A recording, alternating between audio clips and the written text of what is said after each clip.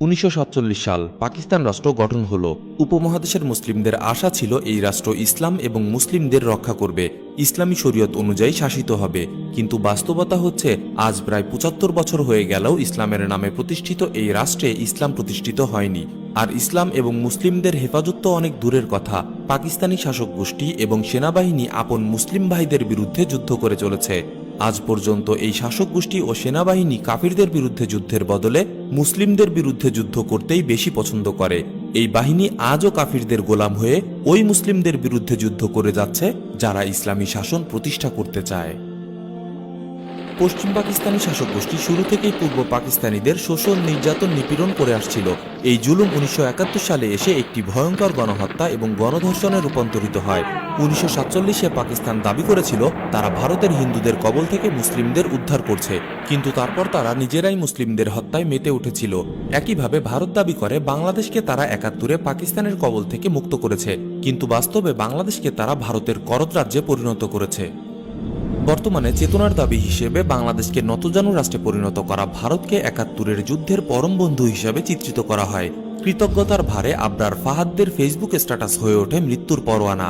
কিন্তু আসলেই কি শুধু মানবতার খাতিরে ভারত বাংলাদেশকে 1971 সালে সাহায্য সহযোগিতা করেছিল, নাকি এর পেছনে অন্য কোনো স্বার্থ আছে? মুক্তিযুদ্ধে কি ছিল ভারত বা রয়ের ভূমিকা? প্রিয় দর্শক, প্রোপাগান্ডা আর ইতিহাস বিকৃতির আড়ালে চাপা পড়েছে অনেক সত্য। আমরা চাপা পড়া এসব সত্যের কিছুটা তুলে আনার চেষ্টা করছি এই পর্বে। ভিডিওটি শেষ পর্যন্ত দেখার আমন্ত্রণ জানাচ্ছি। ভারতের আগ্রাসন পর্ব 4, অপারেশন বাংলাদেশ। মুক্তিযুদ্ধে রয়ের ভূমিকা।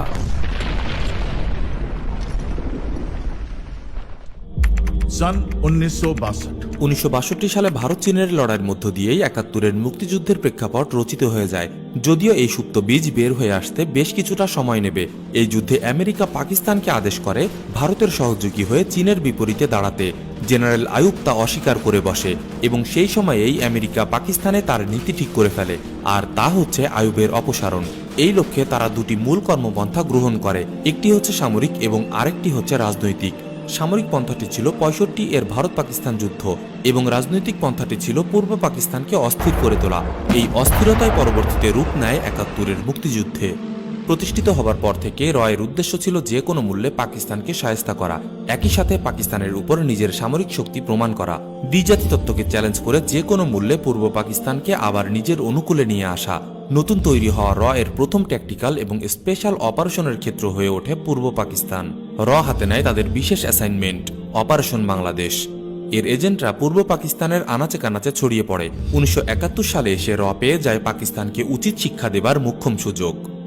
প্রতিষ্ঠিত হবার আগে থেকেই অবশ্য ভারতীয় গোয়েন্দারা আওয়ামী লীগের সাথে যোগাযোগ রক্ষা করত।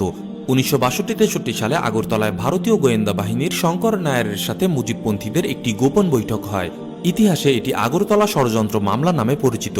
শঙ্কর নায়ার পরবর্তীতে রয়ের প্রধান হিসাবে দায়িত্ব পালন করে। মুক্তিযুদ্ধের আগ থেকেই শেখ মুজিবুর রহমান চিত্তরঞ্জন সুতারের সাহায্যে রয়ের সাথে কন্ট্যাক্ট বজায় রাখতেন। রয়ের এজেন্ট চিত্তরঞ্জন সুতার ছিল একজন রহস্যময় ব্যক্তি। দেশ স্বাধীন হয়ে যাবার পরেও 1972 সালে চিত্তরঞ্জন সুতার ইন্দিরা গান্ধীকে অনুরোধ করে বাংলাদেশকে ভারতের প্রদেশ করে নিতে। অথচ এই চিত্তরঞ্জন সুতারই ছিল মুক্তিযুদ্ধ চলাকালীন সময়ে শেখ মুজিবুরের কন্ট্যাক্ট। শেখ মুজিবুর রহমান সাহায্য পাবার ব্যাপারে ডাক্তার আবু হেনাকে 71-এর মার্চ মাসেই কলকাতায় চিত্তরঞ্জন সুতারের কাছে পাঠিয়েছিলেন। ডাক্তার আবু হেনা বলেছেন, আমি ওপেনলি বলছি, চিত্তরঞ্জন ছিলেন রয়ের এজেন্ট। আমি এসব কথা জেনেছি তাজউদ্দিন ভাইয়ের কাছে, উনিই আমাকে বলেছিলেন। माँ भारती के कई शेर ऐसे भी थे, कई वीर ऐसे भी थे जिन्होंने पर्दे के पीछे काम किया था और 1971 के युद्ध में उनका योगदान उतना ही महत्वपूर्ण था जितना कि भारतीय फौजों का। एस्पियोनेज स्टोरीज के आज के एपिसोड में बात करेंगे रिसर्च एंड एनालिसिस विंग के उन दो दिग्गजों की जिन्होंने अपनी दिन रात की मेहनत से पर्दे के पीछे रहते हुए काम किया। মুক্তিযুদ্ধের প্রেক্ষাপট তৈরি করা থেকে শুরু করে যুদ্ধের পুরোটাতেই জড়িত ছিল।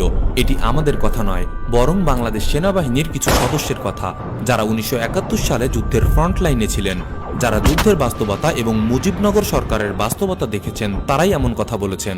মেজর জলিল ছিলেন মুক্তিযুদ্ধের 9 নম্বর সেক্টরের কমান্ডার। তিনি বলেছেন, স্বাধীনতা যুদ্ধের সর্বাধিনায়ক কর্নেল ওসমানী সাহেব একজন সম্মানিত বন্দির জীবনযাপন করা ব্যতীত আর তেমন কিছুই করার সুযোগ ছিল না তার।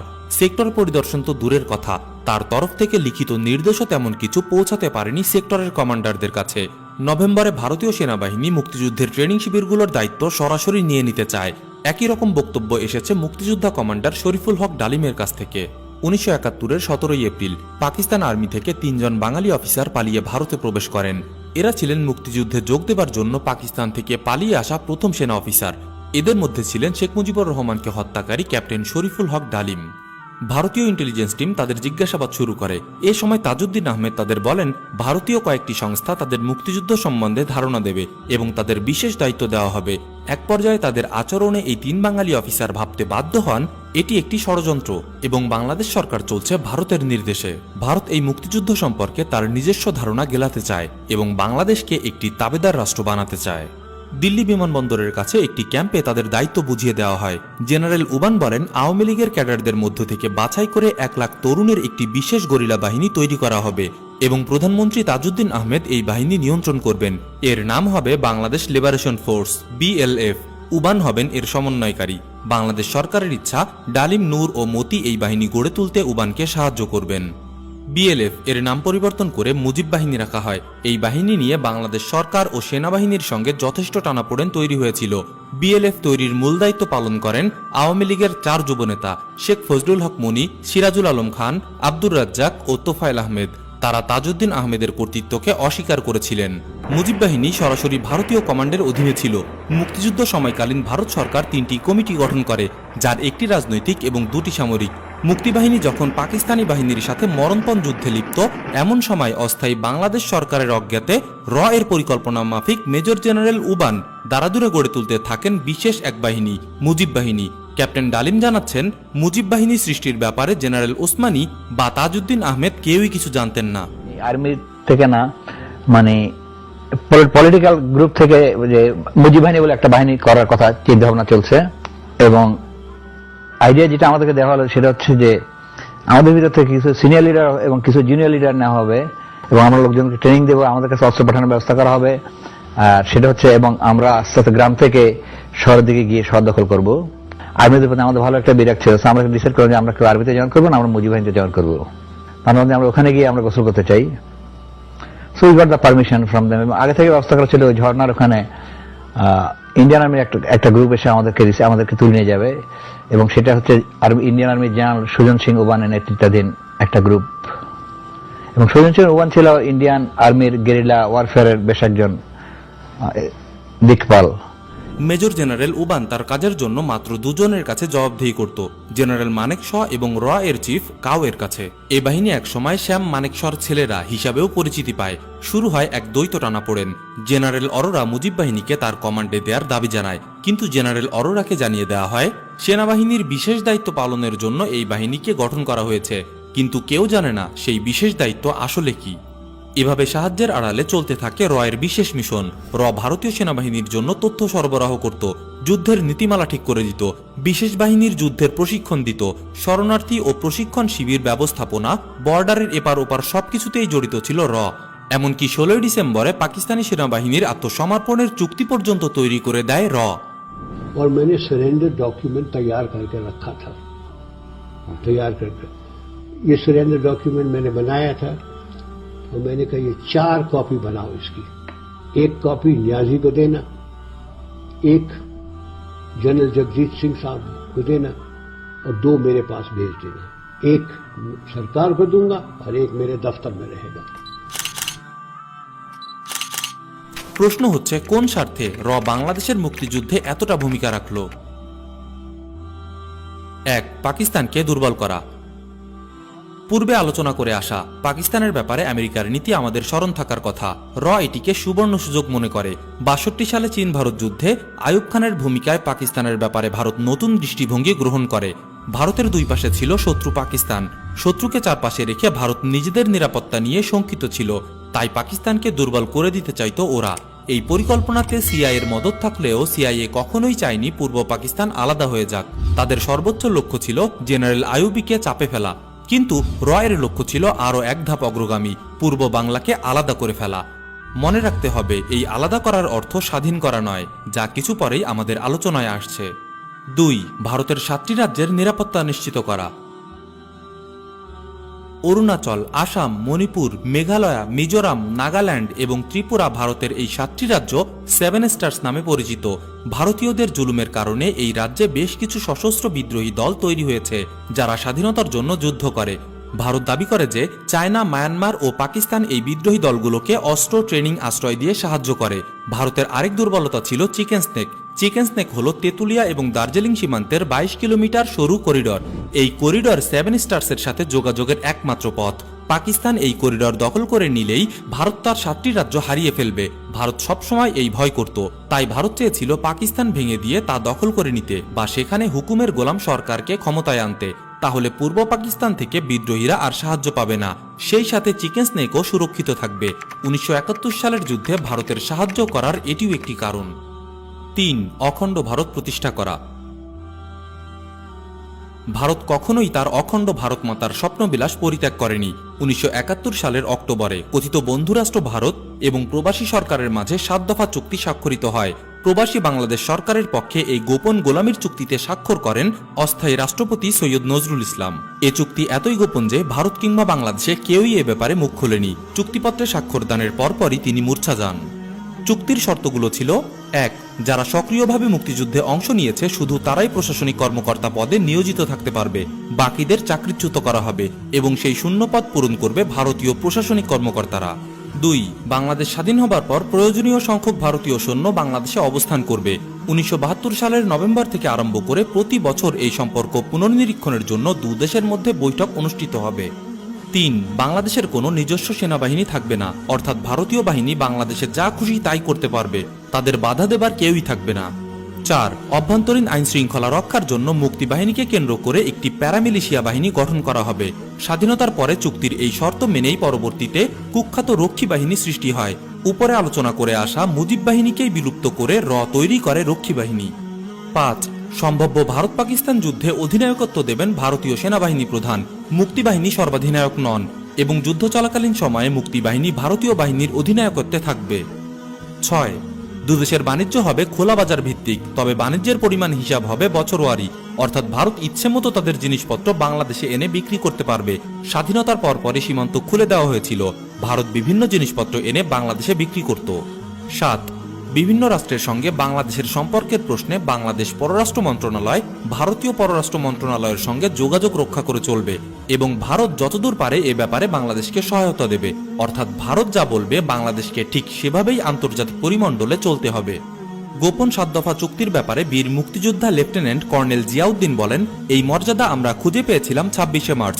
গোপন চুক্তির মাধ্যমে হারিয়ে গেছে আমাদের মর্যাদা। যারা এই চুক্তি সই করেছে তাদের এই মর্যাদা ফিরিয়ে দিতে হবে। দুর্বলতার সুযোগ নিয়ে যারা এমন চুক্তি করতে বাধ্য করে তারা কিভাবে বন্ধুরাষ্ট্র হতে পারে? এই দাসত্বের চুক্তিতে সই করার পরেও কেন দাবি করা হয় ভারত বা মুক্তিযুদ্ধে নিঃস্বার্থভাবে সাহায্য করেছিল? যুদ্ধ চলাকালীন সময়েই মুজিব বাহিনীকে দিয়ে পাকিস্তানি বাহিনীর সাথে যুদ্ধরত মুক্তিযোদ্ধাদের হত্যা করতে থাকে। দেশ স্বাধীন হবার পর তারা এই স্বাধীনতার সম্পূর্ণ কৃতিত্ব দাবি করে বসে। আত্মসমর্পণ অনুষ্ঠান সম্পন্ন হয়েছিল বাংলাদেশের বুকেই, মুক্তিযোদ্ধাদের নিজেদের মাটিতেই, যার জন্য তারা বুকের রক্ত ঝরিয়েছে। কিন্তু পাকিস্তানি বাহিনীর আত্মসমর্পণ অনুষ্ঠানে মুক্তিযুদ্ধের সর্বাধিনায়ক জেনারেল ওসমানীকে থাকতে দেয়নি Bharat. The Indian Army is in Bangladesh. Your air force has been destroyed. You are surrounded on all sides. And if you don't surrender, you will be killed unmercifully. মুক্তিযোদ্ধাদের সাইড লাইনে বসিয়ে রেখে অনুষ্ঠানের মধ্যমণি ভূমিকায় ছিল ভারত। 71-এর যুদ্ধের ভারতের কি ভূমিকা ছিল এটার সবচেয়ে ভালো প্রতীকী প্রমাণ মনে হয় এই ঘটনা। এখনো ভারতীয়রা এই বিজয়কে নিজেদের বিজয় হিসেবে প্রচার করে চলেছে। সোশ্যাল মিডিয়া, সিনেমা, সাহিত্যে বাংলাদেশিদের তুচ্ছতাচ্ছিল্য করা হচ্ছে। দাবি করা হচ্ছে ভারত দয়া করে গরিব বাংলাদেশিদের স্বাধীন করে দিয়েছে, তাই বাংলাদেশিদের উচিত ভারতীয়দের দাদাগিরি মেনে নেওয়া। যুদ্ধ চলাকালীন সময়েই চেয়েছিল প্রভাব বিস্তারের নীতি খাটাতে। মনস্তাত্ত্বিকভাবে মানুষ বিজয়ীকে বিজিতের উপর প্রবল শক্তিশালী হিসাবে মেনে নেয়। ভারত এই কূটকৌশল যুদ্ধের ময়দান থেকেই প্রয়োগ শুরু করেছিল, যা দেশ স্বাধীন হয়ে যাবার ঠিক পরপরেই প্রকটভাবে দৃশ্যমান হয়। কিছু উদাহরণ থেকে বিষয়টি পরিষ্কার করে নেওয়া যাক। 9 নম্বর সেক্টর কমান্ডার মেজর জলিল ভারতীয় সেনাবাহিনীর পূর্বাঞ্চলের প্রধান জগজিৎ সিং আরোরার কাছে অস্ত্রের জন্য যান। মেজর জলিল রেফারেন্স হিসেবে প্রধানমন্ত্রী তাজউদ্দিন আহমেদ এবং মুক্তিযুদ্ধের সর্বাধিনায়ক জেনারেল ওসমানীর নাম বলেন। এই দুজনের নাম শুনে জগজিৎ সিং বলে, এই দুটো ব্লাডি দূরের কথা আমি জানি না, ওদের কোনো মূল্য আমার কাছে নেই। অন্য কারো নাম থাকলে বলো। মেজর জলিল আরও জানাচ্ছেন, প্রশিক্ষণ ক্যাম্পগুলোতে মুক্তিযোদ্ধাদের পর্যাপ্ত অস্ত্র দেওয়া হতো না। অস্ত্র দেবার চাইতে পাকিস্তান সম্পর্কে স্পর্শকাতর তথ্য আদায় করতেই ভারতীয়দের বেশি আগ্রহ। সম্পদ লুটপাট করা। ভারতীয় বাহিনী সদ্য স্বাধীন দেশে নজিরবিহীন লুটপাট চালায়। গার্ডিয়ানের রিপোর্টে বলা হয়, মিল, ফ্যাক্টরি, মেশিনারি যন্ত্রাংশ পর্যন্ত লুটপাট করে ভারতীয় সেনারা। কল থেকে ট্যাপ খুলে নিয়ে যায় ওরা, বাথরুম থেকে আয়না এবং অন্যান্য ফিটিংস খুলে নিয়ে যায়। খাদ্যশস্য, পাট, সুতা, যানবাহন, এমনকি সমুদ্রগামী জাহাজ, কারখানার মেশিনপত্র, যন্ত্রাংশ পর্যন্ত লুট করে। এই লুটের সম্পদের পরিমাণ ছিল সব মিলিয়ে সেই সময়ের হিসেবে $220 কোটি। Sometimes, as it always happens, the army after victory is accused of looting the civilian population. Were there any such incidents in the case of the Indian Army which went into Bangladesh? Our troops looting the civilian property or otherwise misbehaving with anybody. In fact, a few incidents that came to my notice or the notice of my officers there, what did create a certain amount of misunderstanding between the Bangladesh government, or I should, and ourselves, was that we felt that leaving heavy weapons behind there may cause problem and ammunition and so on, because we were worried that large number of people have been given weapons.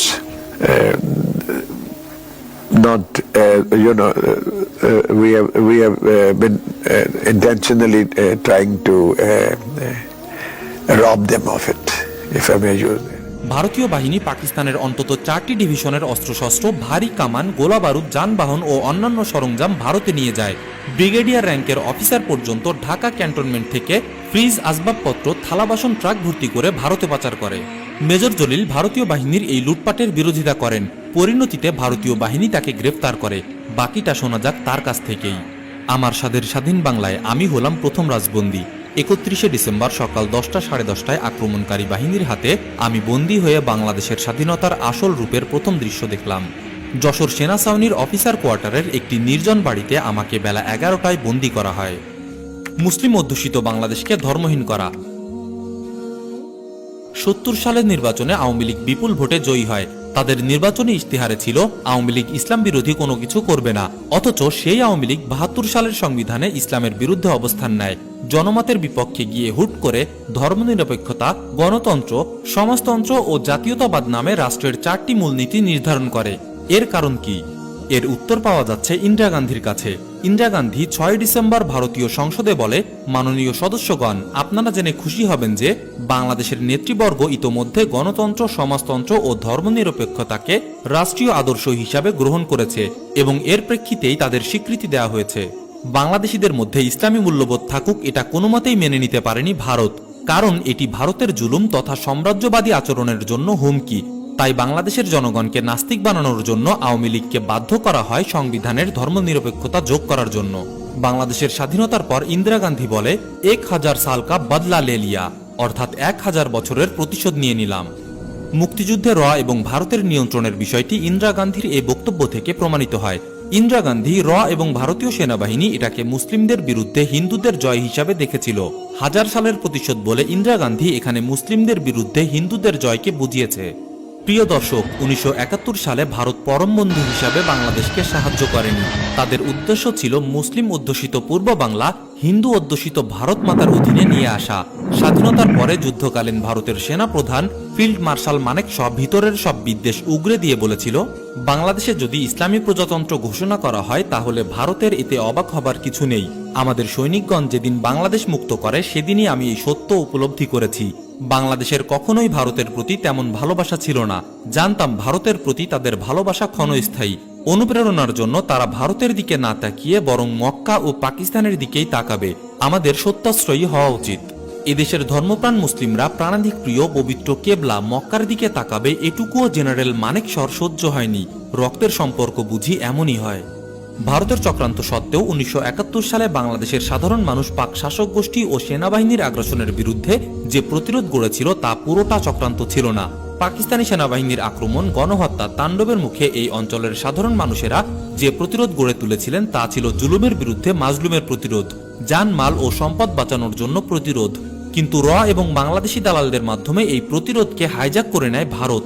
এদের মাধ্যমে বাংলাদেশে এমন সংবিধান প্রণয়ন করা হয় যার সাথে বাংলার সাধারণ মুসলিমদের ঈমান, আকীদা এবং আদর্শের কোনো সম্পর্ক নেই। র বা ভারত নিছক মানবতার খাতিরে বন্ধুরাষ্ট্র ভেবে 1971 সালে বাংলাদেশকে সাহায্য করেনি। 1971 সালে ভারত বাংলাদেশকে সাহায্য করেছিল তাদের ঘৃণ্য এজেন্ডা বাস্তবায়ন করার জন্য। স্বাধীনতার পর থেকে এক মুহূর্তের জন্য বাংলাদেশের বিরুদ্ধে ষড়যন্ত্র বন্ধ করেনি ভারত। বাংলাদেশ ত্যাগের সময় ভারতীয় সেনাবাহিনীর প্রক্সি রক্ষী বাহিনী বানিয়ে গিয়েছিল, প্রশাসনের সব জায়গায় বসিয়ে গিয়েছিল রয়ের এজেন্ট। স্বাধীনতার 50 বছর পর রয়ের নেটওয়ার্ক আরও শক্তিশালী হয়েছে বাংলাদেশে। এ ব্যাপারে গত পর্বে আমরা বাংলাদেশের সর্বোচ্চ গোয়েন্দা সংস্থার মহাপরিচালকদের মন্তব্য দেখিয়েছিলাম। যারা এখনো ভিডিওটি দেখেননি, লিংক উপরে দেয়া হলো। প্রিয় দর্শক, বাংলাদেশে ভারতীয় আগ্রাসনের যে নীল নকশা হাতে নিয়ে র মাঠে নেমেছিল তা আজ প্রায় পরিপূর্ণ। জাল বিছানো শেষ, এখন শুধু গুটানো বাকি। এরই মাঝে আমরা আমাদের সীমিত সামর্থ্যের সবটুকু দিয়ে চেষ্টা করেছি তাদের এই জঘন্য পরিকল্পনাকে আপনাদের সামনে তুলে ধরতে।